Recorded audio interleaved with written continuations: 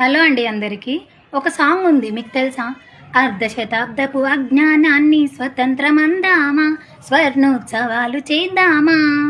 ఈ పాట అంటే మీకేం గుర్తొస్తుందో కానీ నాకైతే అసలు ఇండియాకి నిజంగానే స్వతంత్రం వచ్చిందా అని అనిపిస్తుంది. కొన్ని కొన్ని చోట్ల చిన్నపిల్లల మీద ఆడపిల్లల మీద జరుగుతున్న అరాచకాలు ఆకృత్యాలు చూస్తుంటే అసలు ఇండియాకి స్వతంత్రం ఇంకా రాలేదనిపిస్తుంది. నాకు తెలిసి ఇండియాను వదిలేసిపోయి ఆ బ్రిటిష్ వాళ్ళు మంచి పని చేసిల్లబ్బా. వాళ్ళన్న ప్రశాంతంగా బ్రతుకుతున్నారు. లేకపోతే ఇక్కడ జరుగుతున్న నీచాలను నికృష్ట్యాలను ఇవన్నీ చూసి బ్రిటిష్ వాళ్ళని అమ్మ ఎంత ఎదిగినా మా కల్చర్ కన్నా వీళ్ళ కల్చర్ ఏంద్ర ఇట్లా పాడుపడ్డది అని తిట్టుకునే వాళ్ళేమో. కొంతమంది అమ్మాయిలు ఉంటారు, వాళ్ళకు అధికంగా ఫ్రీడమ్ ఇవ్వడం వల్ల అసలు ఆడపిల్లల్లానే ఉండడం లేదు.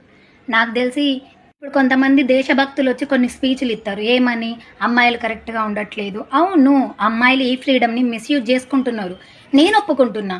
కానీ ఇద్దరు అమ్మాయిలు చేసే తప్పుకి వందలాది మందిని శిక్షిస్తుంది ఈ సమాజం.